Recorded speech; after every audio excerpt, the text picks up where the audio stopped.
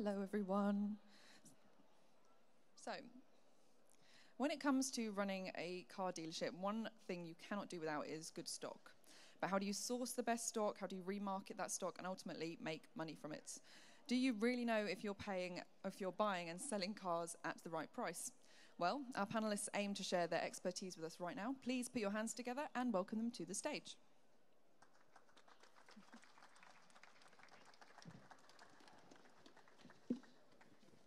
Hello, hello.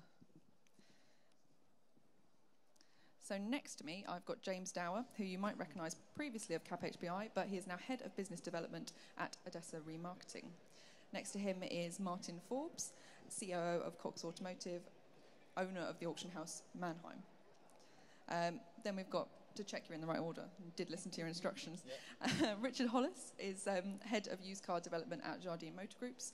And they've got 23 different manufacturers across 70 locations, so that's quite a big job.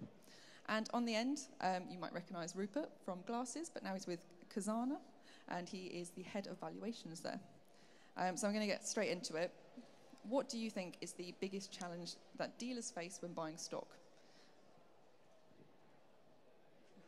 Anyone can jump in. I'm trying to gauge who wants to. Really. I think the biggest, as you know, the thing that attracted me to getting involved in used cars seriously in the first place was that it's very simple economics. It's supply and demand. It's volume versus price. You know, and that's what you've got to focus on. It's can you get that equation right? We then complicate it, and we want to make sure that we're getting the right stock in the right place. We want to make sure that we know what we want, and that's probably a big gap for most dealer groups is having a good stock profile and being able to fulfill it in a efficient manner. Well, I'd say, I get the pleasure of just in my role to go out and talk to dealers pretty much every day, and always the problem they say to me, I say, how can we help, and where you're facing the biggest problems? And it's this topic. All of them, first comment is, I can't get enough stock. But Richard, on the absolute note, the key is right stock, and there isn't enough, I would say, arguably, for dealers right now. They're saying there's not enough of the right stock. So that's profile, mix, price, but they're all sort of understanding how do we do that? How do we get the edge? How can we get access to source of inventory, maybe prior to our competitors? So it's a conversation I'm having day in, day out. Yeah, I think also we need to look at the condition, because quite often, certainly when you're looking at perhaps a grading system, it doesn't show you an exact detail of that car, and I'm sure Rupert will start talking about sort of buying at the right price and some of the indicators there. But knowing what to expect when it lands on your forecourt and understanding what you're going to have to do to recondition that car to retail standard is key. And I think that you need to be looking at a supplier that's incredibly transparent over vehicle quality. I think it's also about the visibility of the stock. These days there are more and more platforms for dealer groups and buyers to search for vehicles, and I think being able to see those vehicles in one place is quite important, and the level of communication you have from all the different remarketing companies, I think, is key. And so to pick up on the point you made, how would you advise that dealers do buy at the right price? Okay, well, that's a good question, and I know that Richard was poised to say something. I think these days the consumer is so much more aware of pricing. There's so much more transparency through the internet that by the time a buyer has decided on what car he's going to buy, he's done a lot of the pricing work himself already. So from the point of view of identifying which vehicles are going to be able to sell better, which vehicles the consumer is going to be interested in, it's about looking at as much data as you possibly can, but driven from a retail environment, so that you are looking at what the consumer is also looking at. And there are a variety of different ways that you can price on a vehicle, and I'm sure we'll cover that in a bit more detail in a second. So I know Richard wants to say something, so I'll pass over. Yeah, so first port of call has to be retail pricing these days. The old days of looking at cab or glasses and just doing book plus. I made a comment the other day that I don't think anyone's doing that anymore, and I was told that there are still people doing that, so get out of that. You've got to start with the retail price. What are you going to sell it for? What's a realistic price? And then work back to see whether it's got enough margin in for you to do the prep that's required. and cover your other costs. But you've got to start retail and back these days. Would you two like to add anything? You can shake your heads. I think also, rather than just looking at the pricing that you're seeing from retail, start looking at stock volumes as well. So how much is there of that particular derivative in the marketplace? Have a look locally and then sort of expand out to a little bit further to make sure that you're not buying something that everybody else has got. Try and find something that's a little bit unique, something that's going to give you that edge based on some specification, not simply on price, because that will help you with profitability by having something that little bit different. So he's right. I mean, there are other factors that you need to consider, specifically if you're looking at days to sale, factoring that in. Excuse me. If you look at the picture as a whole, there are a number of different indicators that can help you identify which cars are going to sell quicker and which cars will sell in different areas. So the more data you're able to look at and the more information that you have at your fingertips puts you in a position that you can make some really good informed decisions about what's going to suit your stock profile.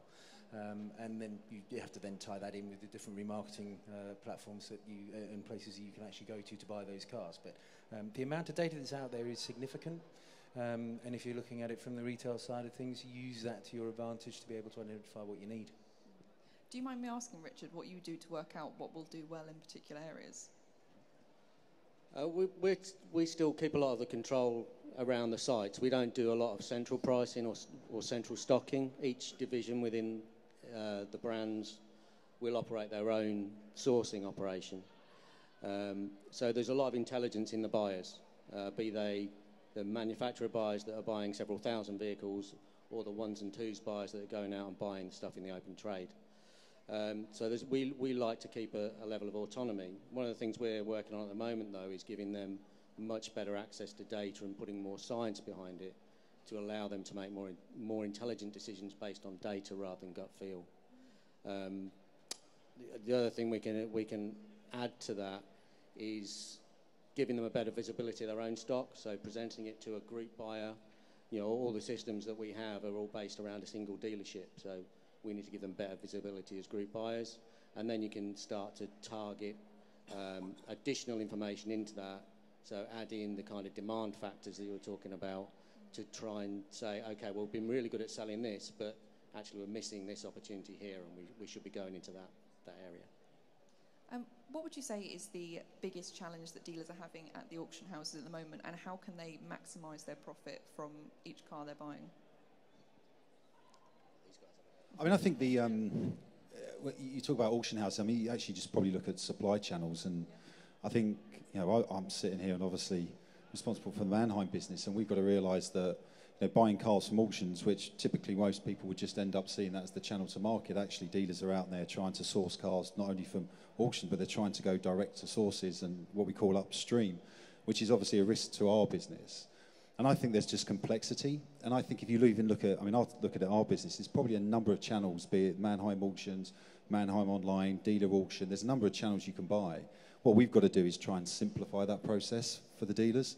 And actually, you get to a point where you want to be channel agnostic. You know, whether it's a digital channel that you're buying through or whether it's a physical channel you're buying through, you should actually not worry. You should just be able to understand through the data piece, actually understand what cars and stock should you be buying, and then actually just go to sort of one area of source and actually be able to source that stock. And I think we've just added more and more probably complexities for the dealers at the moment and the various different channels that they have to use to get the stock.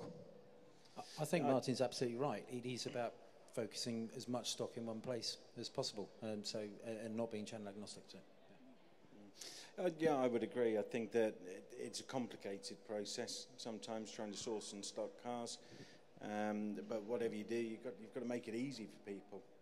You don't want complicated login processes. You don't want complicated buying processes. You want to basically do what you say on the tin. And if there's a problem with the vehicle once it's been purchased, it gets dealt with very quickly, because we know that each day that it's sitting there waiting for the damage claim to be resolved, it's depreciating, it's costing money, it's taking up a space on the forecourt that could be turning and earning. So, yeah, make it very simple for buyers rather than overcomplicate it.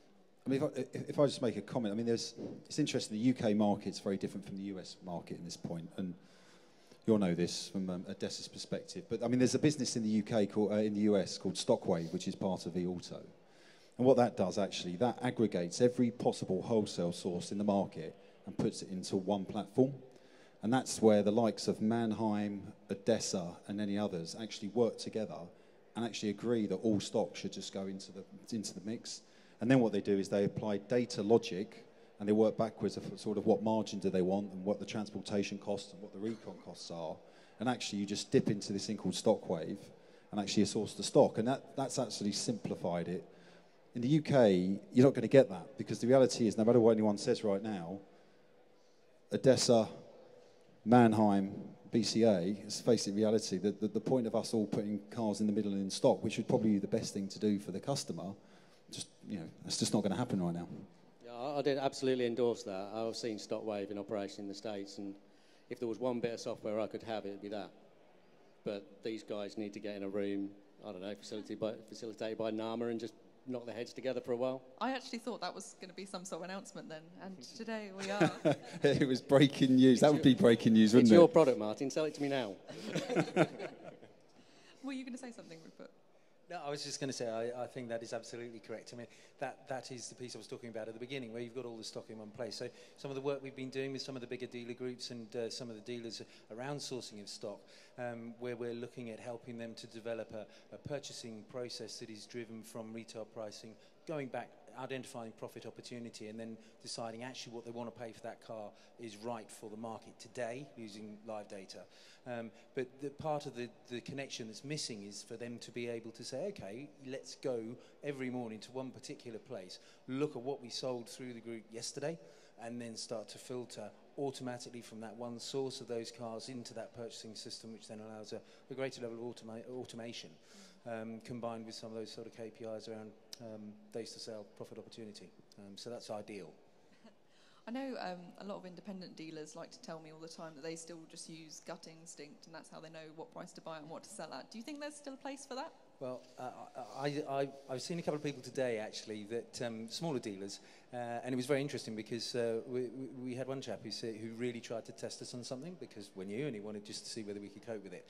He tested us on quite an old car, which he didn't think we'd be able to recognise. He didn't think we'd actually be able to produce a value for it, and we did. And I said, well, look, what do you think it would retail at before I showed him the value? And he gave exactly the price that we did.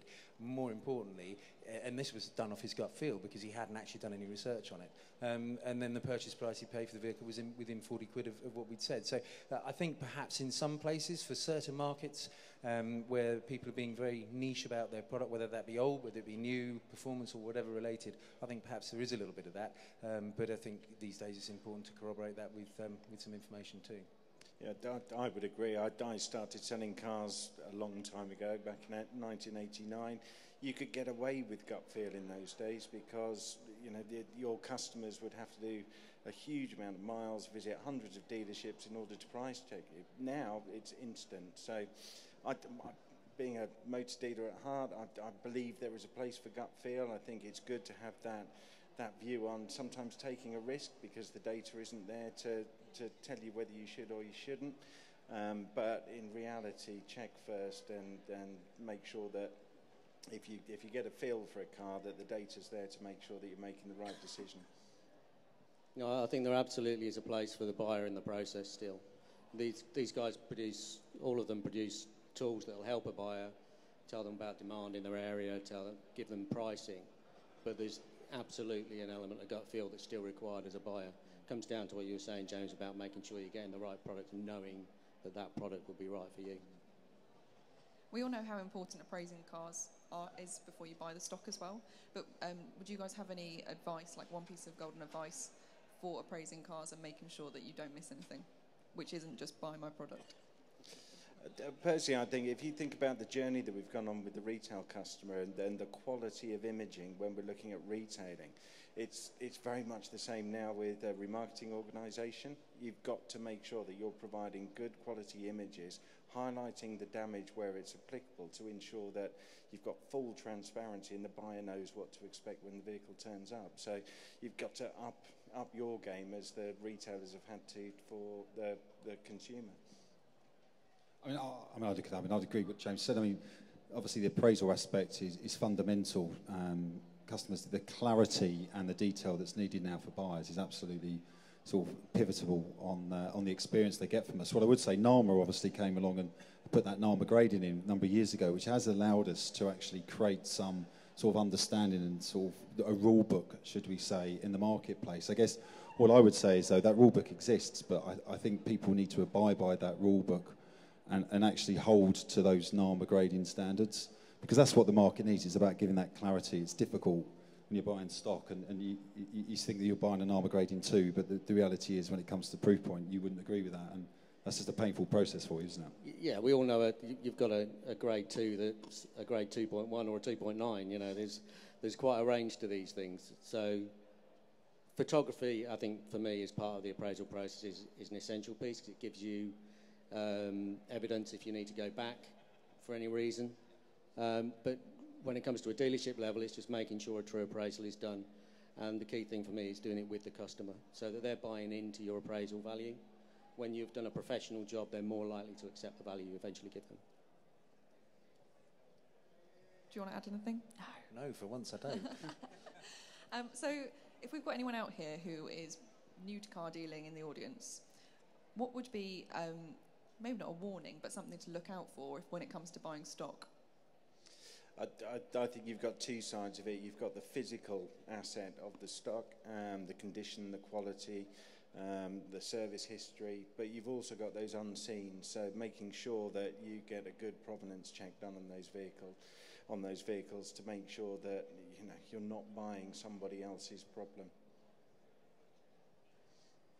I mean, down the line. If you're going down the line, you're buying cars. Number one, buy it from a reliable source, know what you're buying, check actually who's actually selling that stock. It's not just about the car itself, but you're actually selling the stock. And also, if you can, buy from sources that will actually give you some form of sort of warranty or check. So we would run a thing called Sure Check that gives you actually their warranty points over the condition of the vehicle, and actually they've got recourse to come back to you actually if the vehicle wasn't seen or was sold as the condition appraises. So you just want to be able to, and of course, know what you're buying. Go in there. If you're not informed on the data, these guys now, their buyers are so informed. If you're not and you don't have that data piece to know what you're buying, then actually you're going to buy the wrong stock and you're not going to make any money out of it. Yeah, I'd endorse that. If you're new to it, then definitely go down some of the assured routes. They definitely give you some comfort. If you're buying in the open market, then yeah, you've got to be aware. And as you say, we've got very professional buyers, but we get caught out occasionally. We nearly lost 180 grand last year on a Lamborghini. There are people out there that still want to do that to you, so be very, very wary. What happened? We eventually got the car back. I'll tell you after. Well, that sounds like a really good story. What would you say, Rupert? I think you start with price, you look at provenance, and you look at as much history and background to that car as possible. Do all the research you can do, and just be really sure that what you're buying is what it says it is. Do you think there's anything that people, because buying car at auction, that's not the one single price, other things people forget about, and is there a way to make sure that you kind of take these extra costs into account?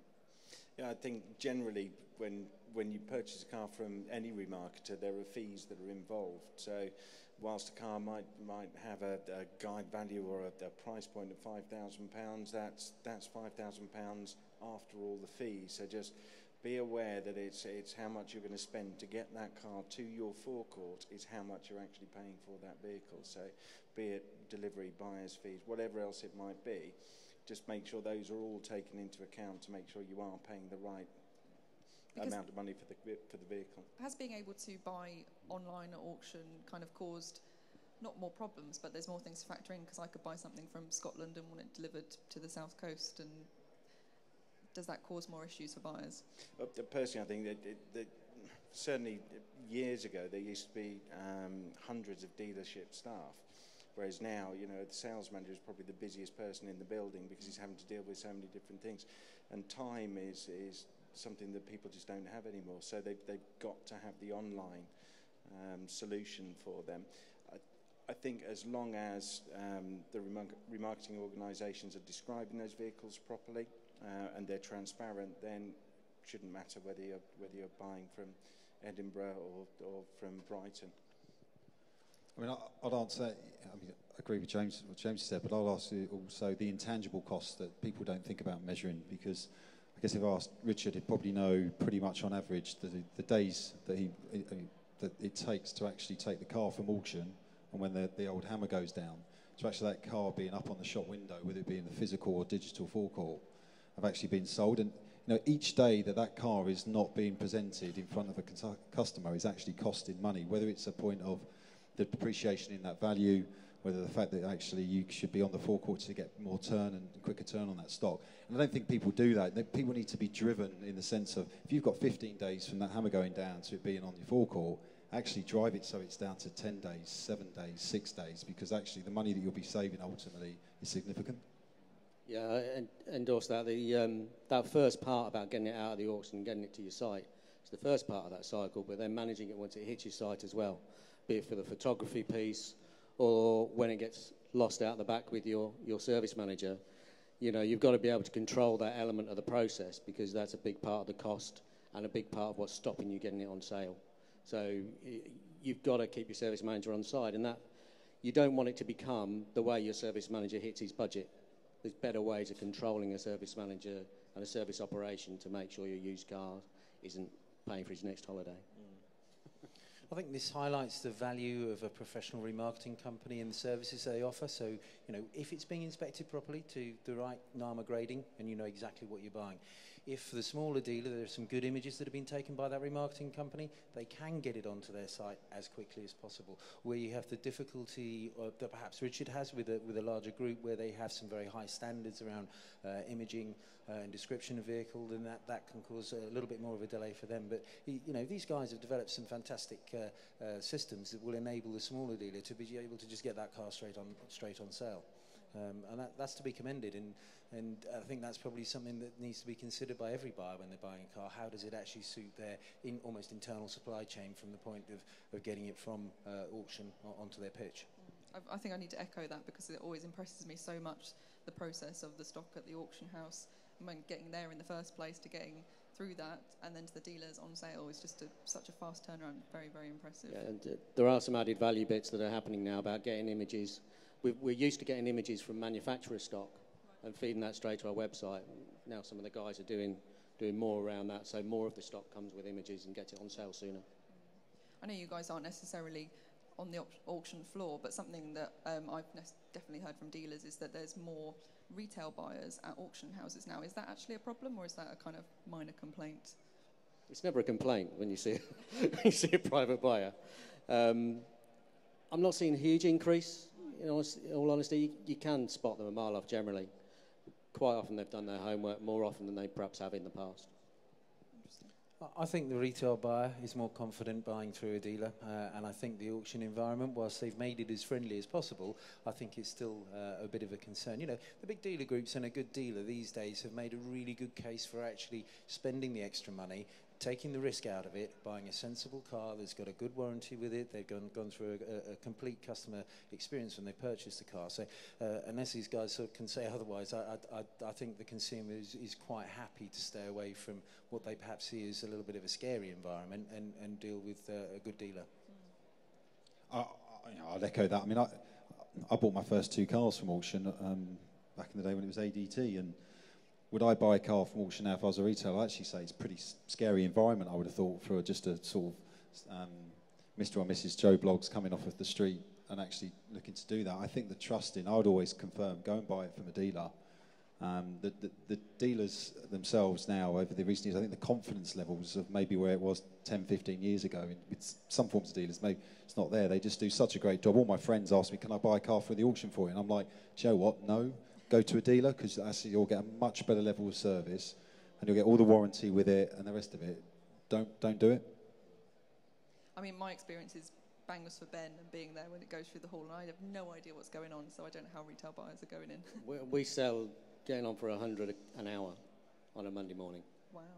So if you can keep up with that when you're not in there every single week, then good luck to you. I'm scared to move in case I accidentally buy something. And one last question. Are you guys, are you seeing or are you pulling back on any diesel stock? Or is there still a really good appetite for that? From a retail point of view, surprisingly not in the used market. Yes, we're seeing less registrations, same as everyone else is, but all that diesel stock is out there to be sold, and its value is holding reasonably well. And I guess for us, we're only ever holding 1 or 2 months stock. You know, it's a bigger issue for the manufacturer that's sitting on all his PCP returns and everything else, and sitting on several thousand units.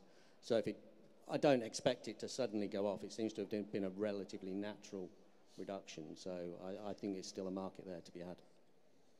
This is a fascinating piece. We've done quite a lot of research on this, looking at the retail data, because there's been so much discussion about diesel in the new car marketplace, and a high anecdotal conversation level about people in the used car market not wanting diesel cars.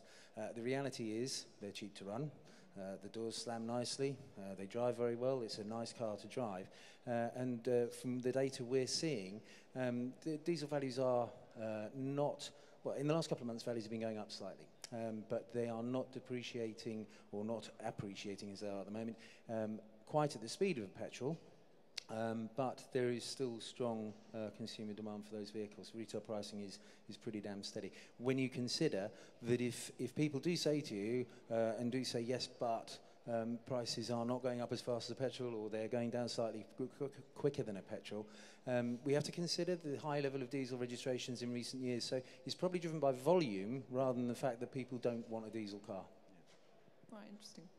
I would agree. I spent the last 2 years of my life talking about diesel at Cap HPI, article after article about how the used car market was perfectly happy with diesel. I think, exactly as Rupert says, fantastically good to run, and they're much cleaner engines than they were before. I'm sure everyone has an eye on the environment, but most people have got an eye on what's going to come out of their pocket with running costs. And from what we've seen, no difference in demand to diesel of any great detail. Well, thank you, panel. That's all we have time for. Up next, we're going to be talking about the future of the physical dealership, so please do hang around. But thank you guys for joining me.